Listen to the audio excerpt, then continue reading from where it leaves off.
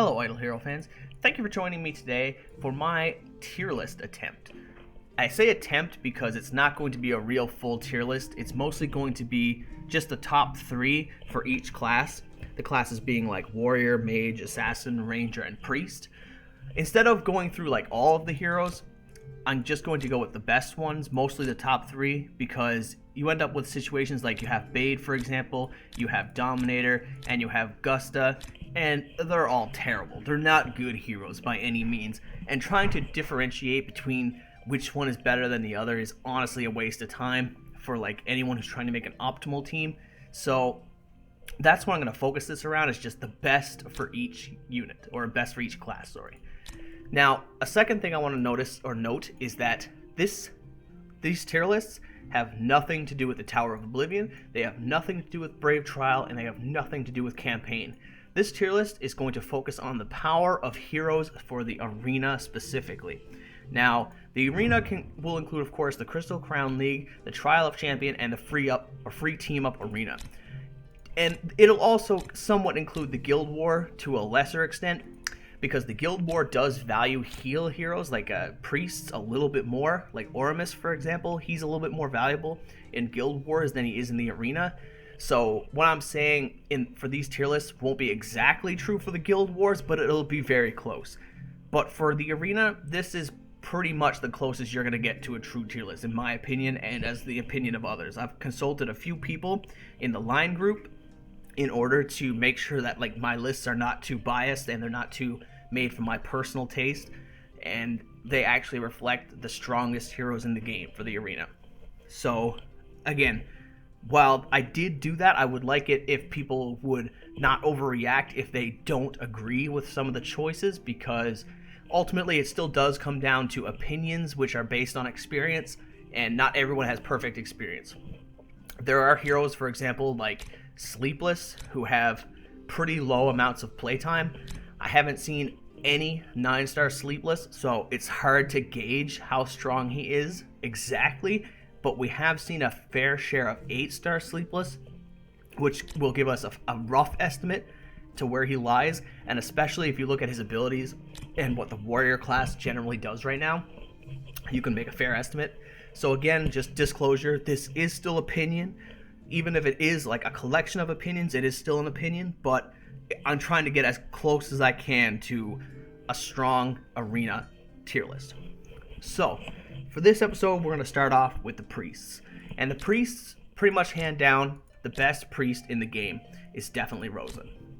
Rosa is exceptionally strong, for the main reason being that he lowers the opponent's attack by 27%. And that is an insane amount of drop. Like 27% by turn 2 for 3 rounds, your damage is falling off incredibly. It's essentially like if you have Rosa on your team and you have all 9 stars and your opponent has all 9 stars, once Rosa gets his ability off, it's essentially like you're fighting a team of 8 stars instead of 9 stars. They lose a lot of their damage, and with the way the teams are currently going, a lot of teams are AoE focused, with Aiden being the main DPS. That cripples teams like that. His other abilities are pretty fair. HP bonus, so he's not super easy to kill. Attack reduces all enemies' defense by 18%. Now that's of course great again, because it allows you to do more damage, as well as the fact that he lowers enemies' damage. And his last ability increases allies' defense for 35% when he drops below 50%. So this ability is kind of why you see him as a tank. Like, people do use him in the first row so that you can get this ability procced quickly, and plus you'll always get this Binding Vines out at least once in a fight, essentially, if you have him as a tank.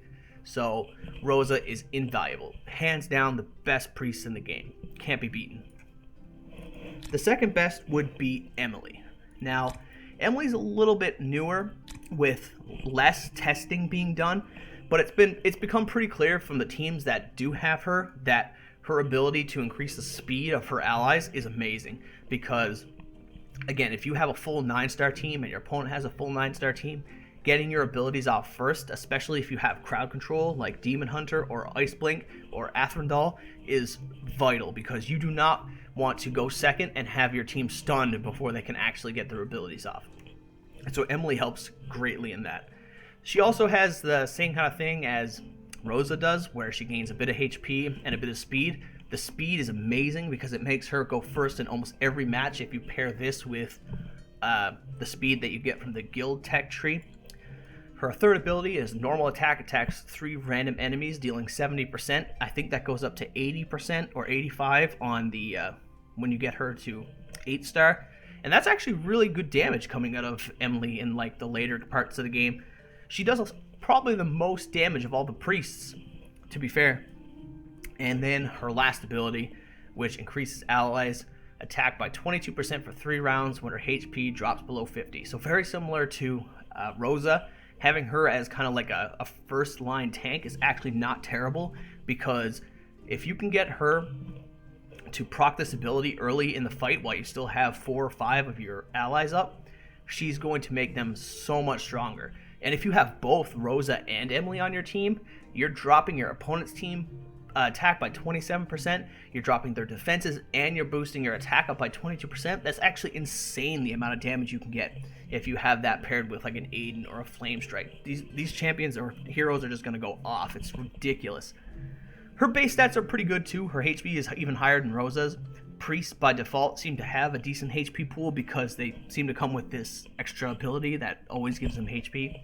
So they usually survive pretty good. And last but not least, in this case, would be Ormus. Now, Ormus is a little bit of a lackluster one in my opinion, but he's still very strong, especially like I said in Guild Wars, where you want to be able to have your team survive over maybe 2 and 3 fights. His heals are the best for that. And his heals also deal very well with heroes like Margaret and Walter, who are trying to damage you over time. His heals will essentially negate that, which will make you more survivable against those kind of teams that are looking to nuke you over the long run. His second ability is each attack has a 100% chance to heal, or shoot, sorry. Each attack has a 100% chance to, the wording of this is killing me.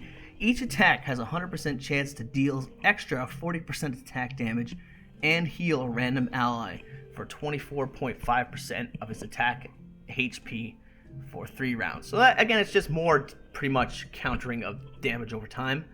And again, another ability on a priest that gives him extra HP and extra attack. But even with that extra attack, because he doesn't attack multiple units like Emily does, Emily I find still does more damage than him. And his last ability is when his HP is lower than 30%, he just deals extra damage to all enemies. Very similar to the way Aiden would. But I don't like this ability as much as the others because I don't feel his damage really is a priority. His heals are of a greater focus. I wish that this would just heal allies when he died. If this would have healed allies for 60% for 3 turns when he died, that would be significantly better than what this is. But I mean, I guess that's the way the game is, so you can't pick and choose. But yeah, those are the 3 best priests. I guess Gurk would probably be like runner-up in this scenario. You probably will see people use him because he's a light unit, so he fits in with the Rainbow faction. But I feel his heals aren't quite up to par with oh my god, why am I having such trouble with these names? Ormus. His heals aren't quite up to par with Ormus, but his damage is higher, and he has true damage. And true damage becomes relevant when you're against enemies like Rosa or Ice Blink who try to lower your DPS. Having half of your damage be true is very effective. And he actually has a really high base damage too with 9600 HP, or attack, sorry. That's really strong. And his counterattack is undervalued. This is what I feel actually causes most people trouble when you're in the Tower of Oblivion and you're getting beat up by the Gurk teams. It's the stupid counterattacks that deal 180% attack damage. Like, that's insane considering he has such a high attack in the first place. But so that'll cover it for the priests.